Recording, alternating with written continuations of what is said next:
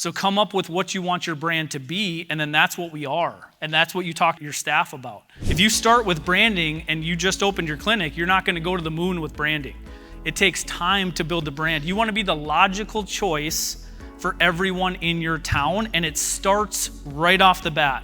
So if you're not doing this currently, right when you get back there, back to your hometown, start building your brand. And what does that look like? It looks like every single time somebody says that they feel better, do a testimonial. Every time that they say they love your office, ask for a referral, ask for a Google review. If they get upset and they're, and sometimes we'll say, oh, you're upset, you waited a long time, today's on me, I'm gonna adjust you on me. Only thing I ask though is write me a Google review. Right, do a testimonial for me. And patients love to do that stuff for you. People wanna do branding before they should, get everything else in place first.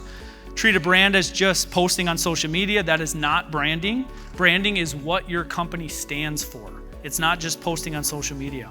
Failing to capture patient testimonials in real time.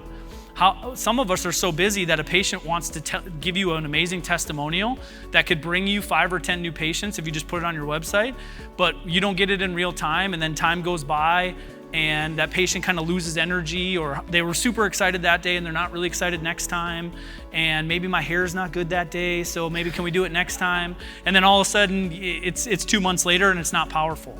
You should have systems in place to gather that immediately. So come up with what you want your brand to be, and then that's what we are. And that's what you talk to your staff about. My staff knows exactly what we stand for, 100%. So when patients come in, that's what they feel. They know that's who we are, and when we get referrals, that's who we get. Nobody wants referrals from patients that they don't like, right? Because then it creates more patients that you don't like. I want the ones that are my ideal patient referring more ideal patients, and it starts with branding for sure.